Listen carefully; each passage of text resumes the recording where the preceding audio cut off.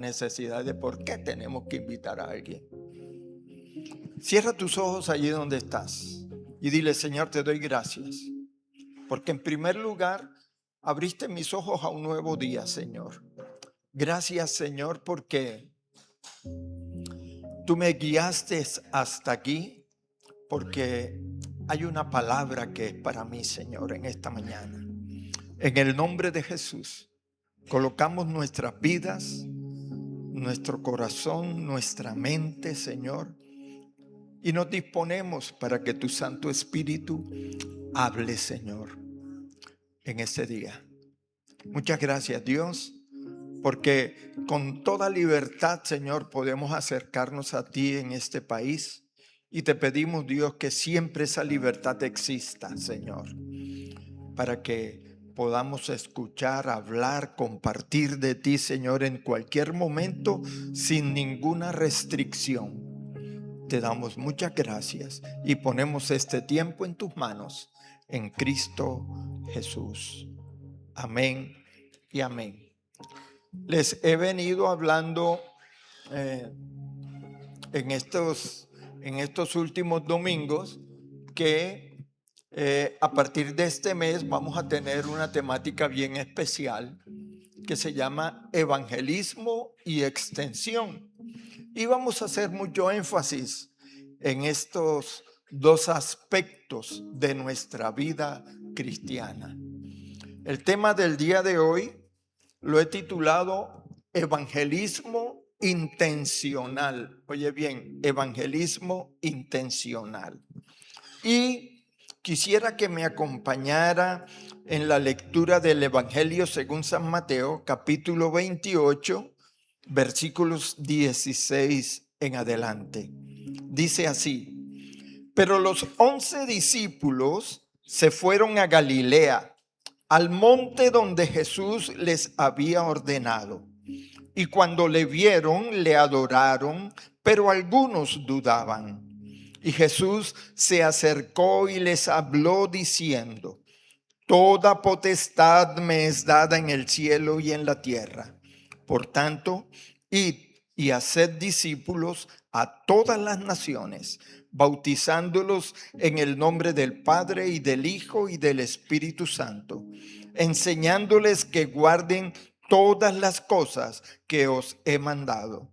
Y he aquí, yo estoy con vosotros todos los días hasta el fin del mundo. Amén. ¿Qué es evangelismo intencional?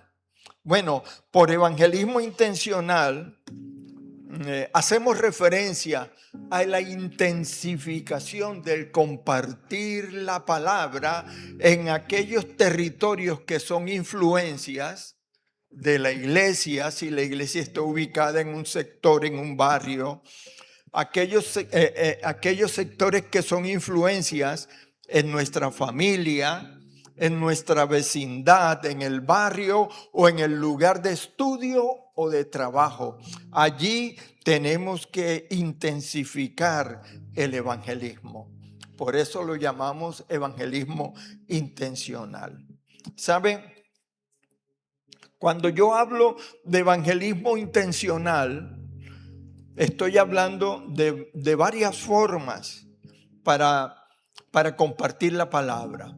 Y como son varias formas, evangelismo intencional debe ser en primer lugar una labor planificada, una labor constante, una labor que tenga un propósito claro. Y quiero decirles algo.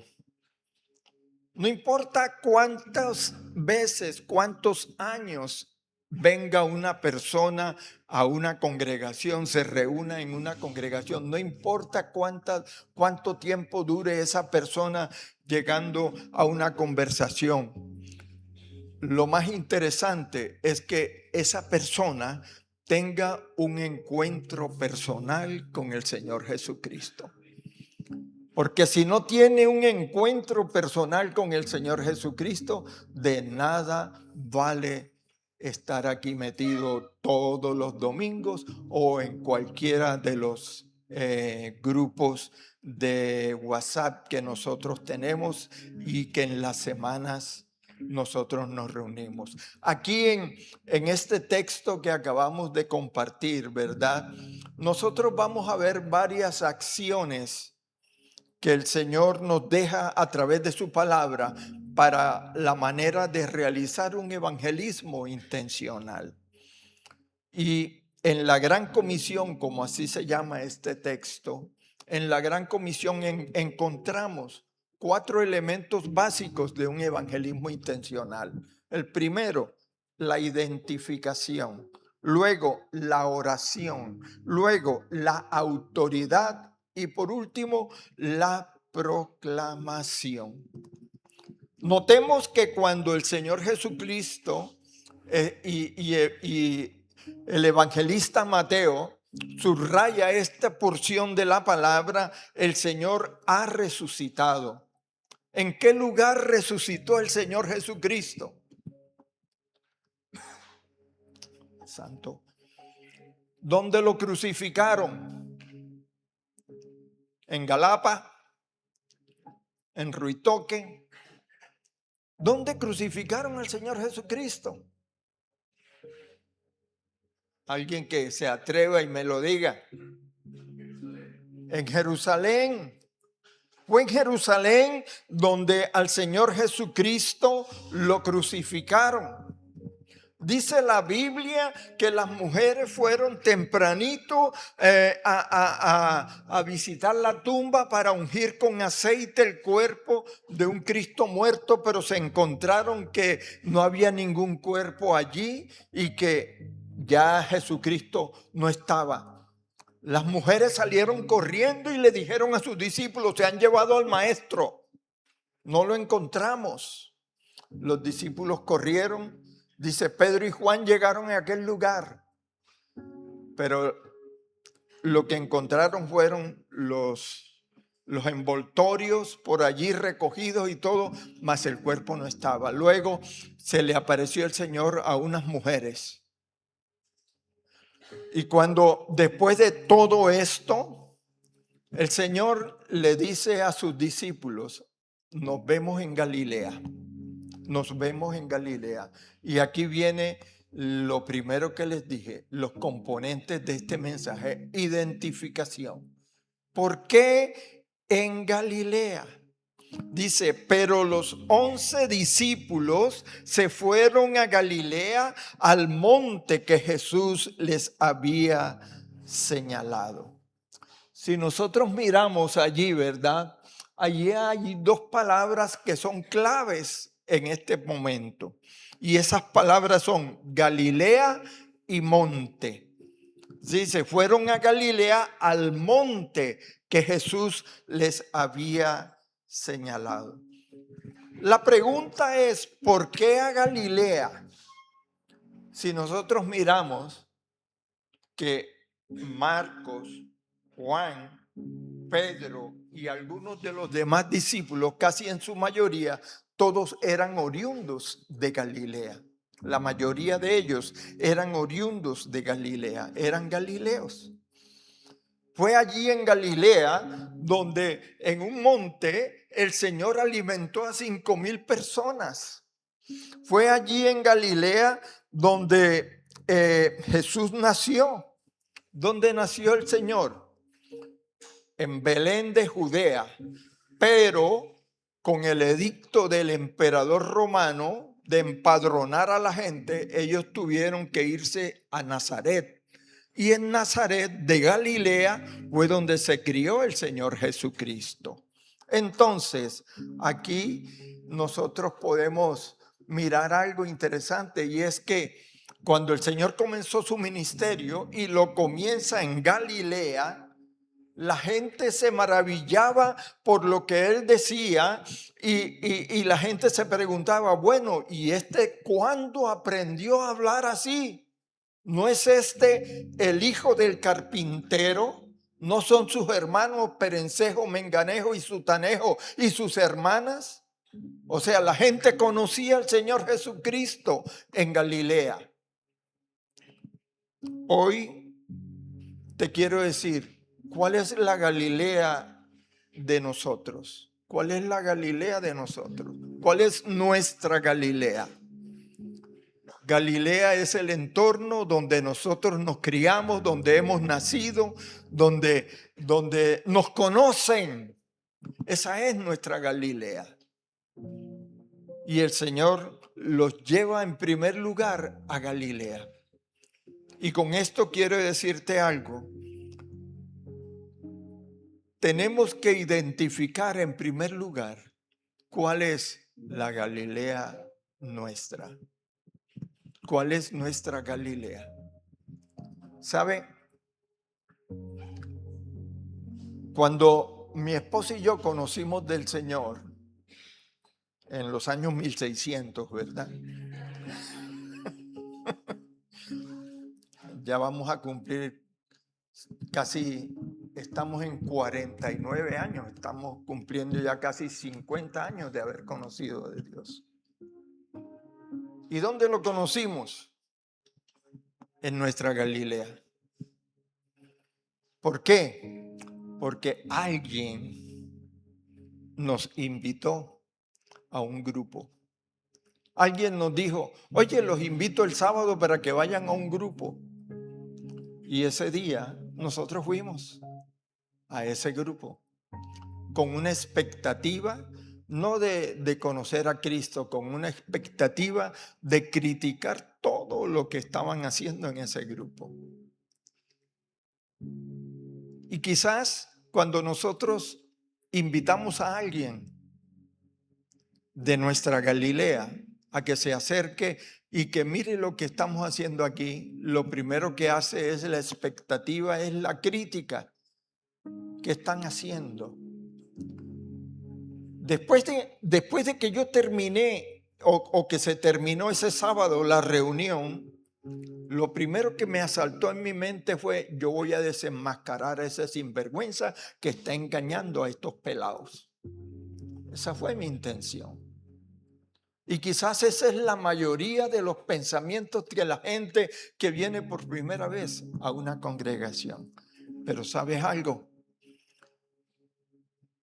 Que cuando nosotros vamos y escuchamos la palabra, la Biblia dice que su palabra no vuelve a él vacía, sino que el Espíritu Santo que inyecta la palabra en nuestra mente, Él la hace que se interiorice en nuestro corazón. Y hay una estadística que el 65% de las personas que conocen del Señor, el 65% lo conocieron porque parte de los de su Galilea lo invitaron a una reunión. Y ahí la importancia de lo que podemos llamar nosotros extensión del Evangelio a través de esta parte que podemos llamar intencional. Intencionalmente. Ellos fueron a Galilea, al lugar donde el Señor los convocó. ¿Sabe? Después de que ellos dicen, partamos a Galilea, la segunda palabra que les dije importante, ¿cuál es? Monte. Ellos subieron al monte. Y los montes en la Biblia siempre están relacionados con tiempos de encuentro con Dios. O sea, podemos decir que el monte es tipo de un tiempo de oración, de comunión y de espera en el Señor. Acuérdense que los 10 mandamientos, ¿dónde los recibió Moisés? En un monte. La multiplicación de los panes y los peces para 5,000 personas, ¿dónde ocurrió?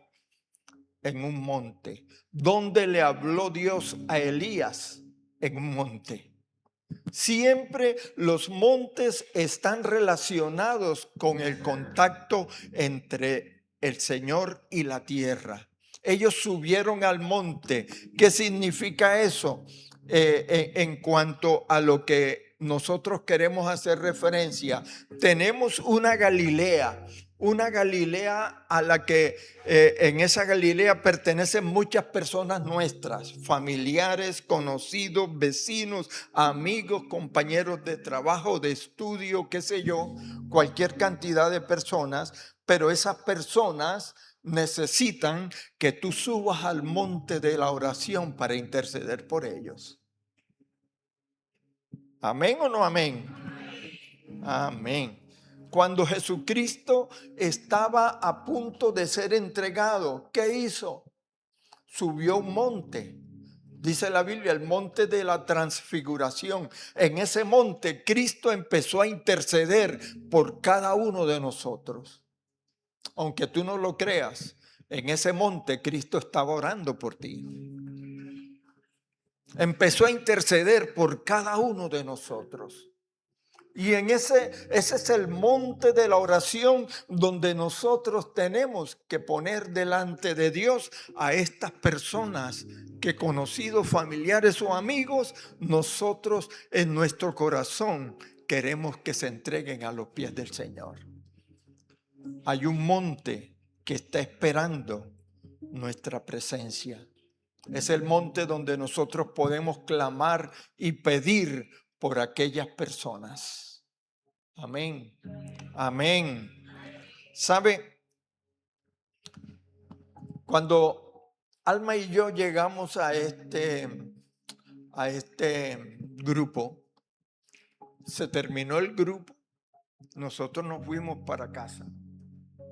Allí quedaron como 2 o 3 personas que después, más tarde, cuando ya nuestro corazón había adquirido un compromiso con Cristo, esas 2 o 3 personas nos dijeron: oye, Salva, así me decían, Salva, estábamos orando por ustedes.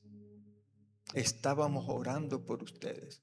Porque yo conocí al Señor, pero pasaron como 4 meses para que la decisión mía para el Señor fue una decisión en serio.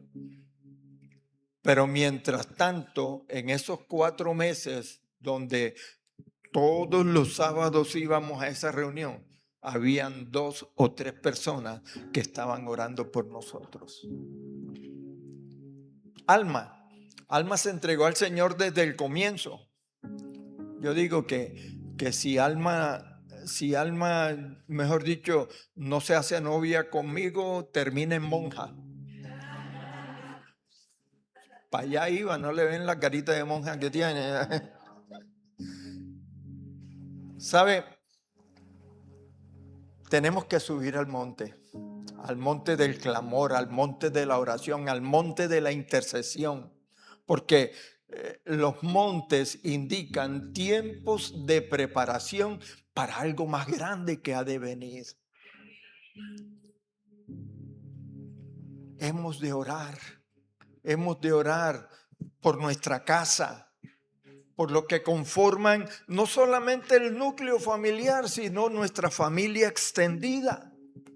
Tenemos que orar por la persona que vive al lado.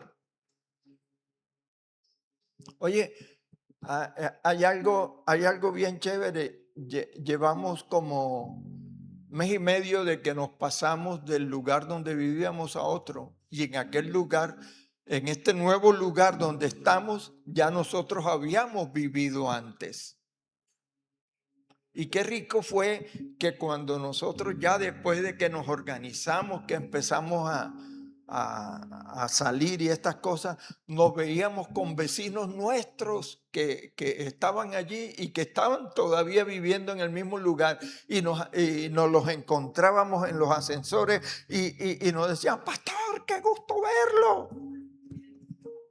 Oye, bueno, algo bueno hicimos nosotros aquí, que la gente dice: oh, qué chévere.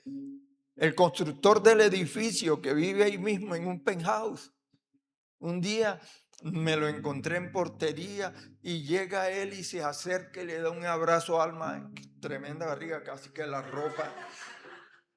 Y a mí: pastores, qué gusto verlos, me dijeron que se habían pasado nuevamente. Bueno, yo le dije a Alma, qué bendición. Significa que dejamos huella en este lugar. Y eso es lo que tenemos que hacer nosotros. Tenemos que dejar como hijos de Dios huellas. Pero ¿sabe? El monte de la oración es muy importante.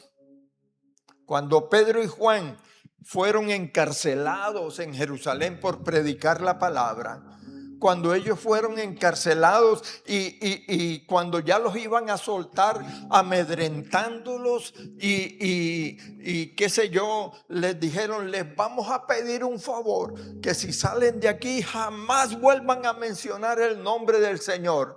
Y cuando ellos salen, hacen una oración. Y la oración es la siguiente. Está en Hechos 4 del 29 al 30. Dice, ahora Señor, toma en cuenta sus amenazas y concede a tus siervos el proclamar tu palabra sin temor alguno. Por eso, extiende tu mano para sanar y hacer señales y prodigios mediante el nombre de tu santo siervo Jesús. Las amenazas no sirvieron. ¿Por qué? Porque ellos entendieron que subir al monte de la oración es recibir protección de Dios.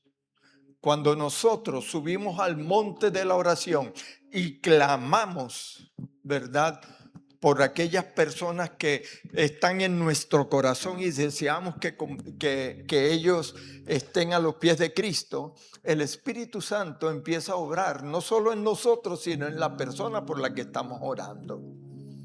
Y hoy quiero decirle algo a usted, ¿verdad? ¿Dónde está Evelia? No la veo. Evelia, ¿dónde estás? Evelia, los volanticos de oración tú los tienes, ¿verdad? No. Tranquila, no los vaya a buscar. Pero, bueno, Víctor me los está señalando atrás. Mira, hay algo allí, ¿verdad? Hay unos volantes de oración. Usted puede escribir allí antes de irse y dejar los nombres de las personas por las que usted desea, quiere y va a orar para que llegue a los pies de Cristo. Puede ser, Señor, por la familia, por mi manzana de por las personas del edificio, en fin, por todos estos. Y me los deja allí, que a partir del día de mañana estaremos orando por estas personas. Amén. Allí están. Y Víctor las tiene. Así que dígale a Víctor que le dé uno, anota los nombres y vuelve y se lo entrega a Víctor. ¿Saben? La oración del justo, dice la Escritura, puede mucho. Así que si usted en este momento siente, porque la Biblia dice que Él no tiene su venida por tardanza, sino que es paciente esperando que todos procedan al arrepentimiento. Pero también la palabra de Dios me dice, cree en el Señor Jesucristo y ¿qué? Serás salvo tú y toda tu casa. Pero esto no es que viene por transferencia, no es que es como si un virus que yo te lo pego a ti, no. Salvo tú y toda tu casa es cuando toda tu casa confiese a Cristo como Señor de su vida. Amén. Ahí sí son salvos. Y esa palabra se hace extensiva, pero se hace extensiva en la medida en que tú tengas un evangelismo intencional. Amén. Luego que les dijo, suban al monte, sigue diciendo, les dio autoridad. Dice el versículo 18. Y Jesús se acercó y les habló diciendo, toda potestad me es dada en el cielo y en la tierra. Toda potestad, toda autoridad me es dada en el cielo y en la tierra. ¿Sabe? Esa palabra potestad en el griego es la palabra exousia. Y exousia tiene algunas connotaciones que les voy a leer algunas de ellas. Autoridad legítima. ¿Qué significa eso? Oye, cuando él les dijo, toda potestad me es dada en el cielo y en la tierra, Él nos está dando a nosotros una autoridad legítima, o sea, el derecho legal, el derecho moral, para que nosotros podamos ser proclamadores de la palabra del Señor. Amén. Amén. La palabra también tiene otra connotación y es libertad de acción. Y esa me habla a mí que yo puedo hablar sin restricción alguna. Porque la palabra de Dios no tiene restricciones. ¿Amén o no amén? Y también exousia también significa delegación divina. Nosotros hemos sido delegados por Dios para seguir con el propósito de Él, y será predicado el evangelio del reino a toda criatura, y después de esto, ¿qué pasará? Vendrá el fin. Oye, a veces estamos pasando situaciones terribles que mejor dicho,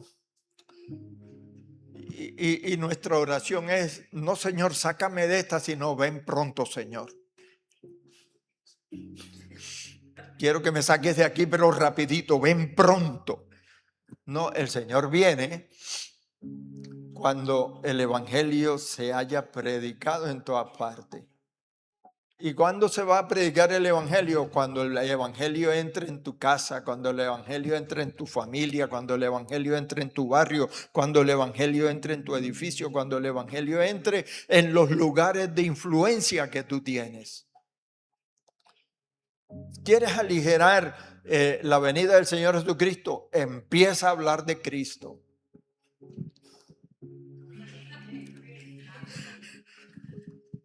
Ya me está asustando este silencio. ¿Sabe? El Señor los direcciona. Vayan y hagan. Vayan y hagan. Esos son los dos verbos de acción que el Señor menciona. Vayan y hagan discípulos en toda parte. En toda parte.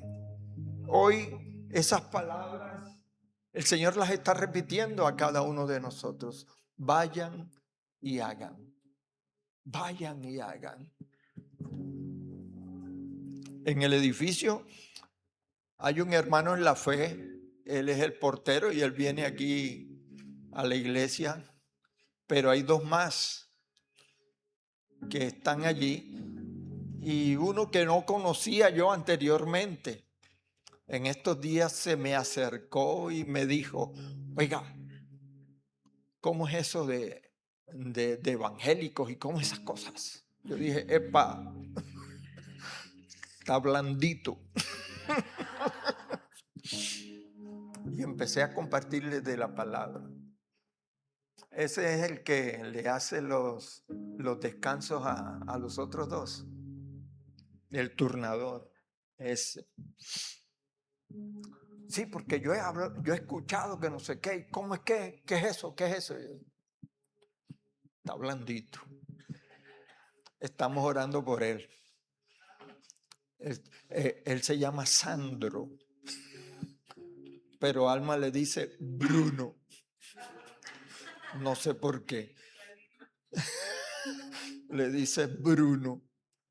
Estamos orando por Bruno, alias Sandro, para que el Señor lo toque. Tú tienes que ir al monte de la oración y de manera específica orar por aquellas personas que están a tu lado, que estás viendo a diario o que compartes con ellos tiempos para que conozcan del Señor. ¿Sabe? Hay algo, y yo he predicado en varias oportunidades acerca de esto. En el libro de Hechos se menciona a un centurión llamado Cornelio, ¿cierto? Ya yo he hablado varias veces de Cornelio. Pero Cornelio, a pesar de que era una persona romana y los romanos eran politeístas, él de una manera u otra conoció del Señor. Y este hombre, conociendo del Señor, quiso que su familia también lo conociera. Y yo estoy seguro que Cornelio oraba por su familia y que Cornelio cogía y practicaba un evangelismo así, ¿verdad? Bastante intenso, a tal manera de que oró al Señor y el Señor le dijo, bueno, te voy a mandar a un personaje que le va a hablar a ellos de mí. ¿Y qué hizo Cornelio? Invitó no solo a su familia, sino a sus amistades. Llegó Pedro, ese es otro cuento que es más largo, y llegó y predicó en casa de Cornelio, y todos allí conocieron del Señor y fueron llenos del Espíritu Santo. ¿Por qué? Porque Cornelio se propuso practicar ese evangelio. Un evangelio que no solamente era conocer del Señor, sino ir más allá. Un evangelio de intensidad. Tenemos que intensificar nuestras fuerzas para que la gente conozca del Señor. Pero para eso tenemos que hacerlo porque el Señor nos ha dado autoridad. Amén. El Señor nos ha dado autoridad y esa autoridad no se gana porque sí, yo tengo autoridad y autoridad para hacer lo que me venga en gana. No, autoridad para hacer según la voluntad de Dios las cosas que Él quiere que yo haga. Ese es hablar con autoridad, ¿verdad? Ahora, si Cornelio hizo eso, oye, hoy, ¿cuántas casas no pueden abrirse para que el Señor entre en ese hogar? ¿Cuántas casas no pueden abrirse? ¿Sabe? Nosotros, mi esposa y yo, los viernes estamos trabajando en un grupo alfa. Algún día después les comento que es un grupo alfa para los que aún no conocen. Estamos trabajando en un grupo alfa y es un grupo de una familia que de esa familia solamente una persona viene a la congregación. Y son más de 8 personas.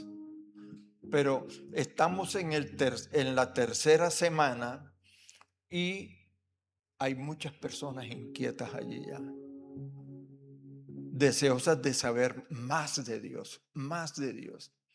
En la primera charla, todos estaban como así, poniendo barreras.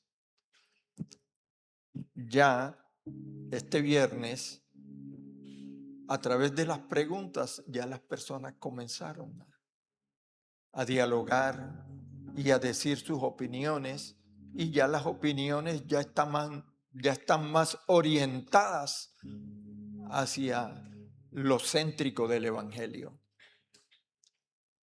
¿Cómo hace eso Dios? Porque nos ha dado autoridad. No, que usted es el pastor, no, la autoridad la tenemos todos. Porque es la misma palabra que compartimos, el mismo Cristo que vivimos y el mismo Espíritu que está en nosotros. Es la misma autoridad. Luego, al final, después de que les da autoridad, Él les da una proclamación y les dice, el versículo 19 y 20, por tanto, id y haced discípulos. ¿Dónde? A todas las naciones, bautizándolos en el nombre del Padre y del Hijo y del Espíritu Santo, enseñándoles que guarden todas las cosas que os he mandado. Fíjense ustedes algo, y aquí yo quiero hacer un énfasis especial. Ahí dice, por tanto, id y ¿qué? Haced discípulos. El evangelismo intencional tiene que ver con hacer discípulos. Conozco a personas que van, y digo, esto no es malo, lo que voy a decir, no critiquen, no es una crítica, pero Por ejemplo, hay personas que van por la calle con un tratadito, le comparten a una persona, coge y le dan el tratado y chau pelado, más nunca lo vuelvo a ver. Pero aquí dice, por tanto, id y haced discípulos. ¿Qué es un discípulo? ¿Qué es un discípulo? Un seguidor. Un seguidor. Jesucristo tenía discípulos, le seguían, pero no solamente le seguían porque Cristo les daba la cuchara, no, sino porque les enseñaba. Dice aquí, ¿verdad? Id y haced discípulos, enseñándoles. Ese es el discípulo y ese es el evangelismo intencional. No solamente decir Cristo te ama y tiene un compromiso conmigo, quieres hacer una oración de fe. Muchos hacen la oración de fe para quitarse del paso a la persona esta y hacen la oración de fe. Ay, me gané a uno, no te has ganado a nadie. Te has ganado a alguien cuando tú les enseñes que guarden las cosas que el Señor ha mandado. Ese es un discípulo. El Señor nos mandó a ser discípulos. Y eso es la proclamación del Evangelio. El mandato del Evangelio es hacer discípulos. Él no nos invita a que tengamos a compartir el Evangelio en todas partes. No, Él no nos los invita. ¿Sabe? Si hay algo que yo admiro a los misioneros, es que ellos se concentran en un sitio específico, un sitio que de pronto va chocando incluso hasta con la misma cultura del misionero, porque se enfrentan con costumbres diferentes. Ellos se arraigan a esas culturas para ser discípulos. Discípulos.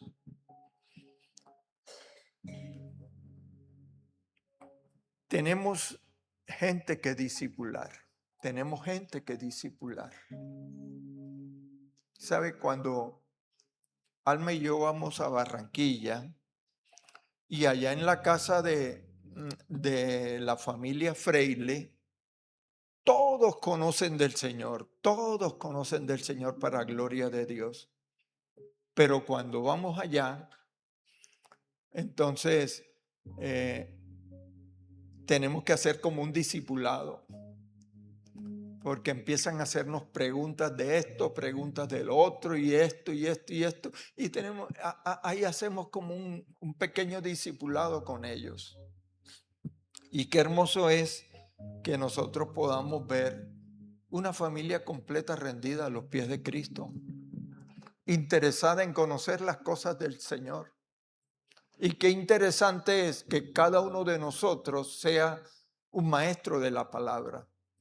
Y para ser un maestro de la palabra no se necesita que tú estés estudiando en un seminario bíblico. Para ser un maestro de la palabra lo que se necesita es que tú tengas la palabra y le pidas al Espíritu Santo que te dirija para poderla compartir a otros. Amén. Pero muchos tienen la palabra, es como si fuera, qué sé yo, el de la suerte. Señor, tú tienes algo para mí hoy. Abre la Biblia y pone el dedo ahí. Donde pone el dedo ahí, ese es. Así no trabaja el Señor.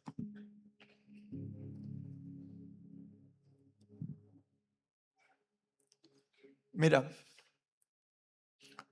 ustedes conocen la historia del endemoniado Gadareno. Sí la conocen, ¿verdad? Un hombre que vivía en los cementerios, en los sepulcros, que era el azote de toda la región de Gadara, que todos le tenían miedo a este hombre, y que cuando el Señor Jesucristo pasó por ahí, que reprendió a los demonios que tenía, porque no era uno. Dice que se metieron los demonios en un hato de cerdo y se desbarrancaron por allá. No se murieron los demonios porque ellos son espíritus, pero sí los cerdos, ¿verdad? Pero cuando este hombre se sintió libre, Él quiso seguir al Señor Jesucristo. Señor, yo te sigo. Tremenda obra que tú has hecho conmigo. Yo te sigo. Pero ¿qué le dice el Señor? Mira lo que le dice el Señor. En Marcos 5:19 el Señor le dice: vete a tu casa, a los tuyos, y cuéntales cuán grandes cosas el Señor ha hecho contigo y cómo ha tenido misericordia de ti.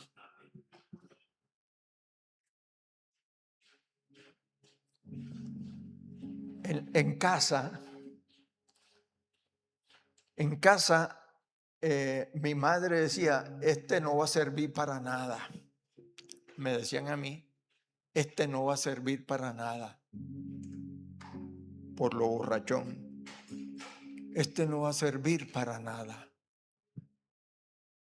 Pero cuando empezaron a ver un cambio en mi vida, cuando empezaron a ver que el que no servía para nada andaba con una Biblia bajo el brazo, entonces el diablo me empezó a atacar por la religiosidad de ellos.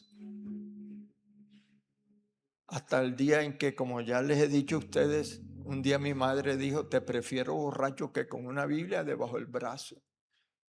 Pero aún así, con todo y eso, continué haciendo la obra a tal punto, ¿verdad?, que más que borracho, mi hermana y mi madre recibieron del Señor. ¿Por qué? Porque ese borracho les contó las maravillas que Dios había hecho en él. Hoy creo que cada uno de los que estamos aquí tenemos una historia que contar. La figurita, que así me decía mi papá: tú eres una figurita. Bueno, el que menos palo me dio fue mi papá. Mi papá no se metía con nadie, ni con mi mamá. Esa era una madre. Pero él me decía: tú eres una figurita.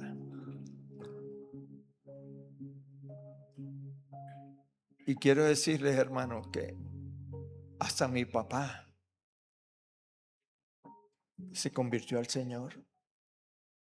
¿Por qué? Porque cuando los médicos lo desahuciaron, el Señor le sanó. Y era tan evidente la sanidad que él no tuvo otra cosa que decir: Cristo, tú eres mi rey. Alguien en nuestra casa, la persona de al lado, necesita escuchar que hay un Cristo vivo que vive en ti. No te lo escondas, no lo calles. Deja que ese Cristo haga la obra por lo cual te escogió a ti. Y será predicado el evangelio del reino en todo el mundo. Y después de esto viene el fin. Enseñándoles que guarden todas las cosas que yo os he mandado. Y he aquí, yo estoy con vosotros los domingos. Todos los días hasta el fin del mundo. Tú tienes un testimonio que contar. Tú tienes una historia que contar. Tú tienes un Cristo vivo que tienes que mostrar a la gente, empezando por los que te rodean.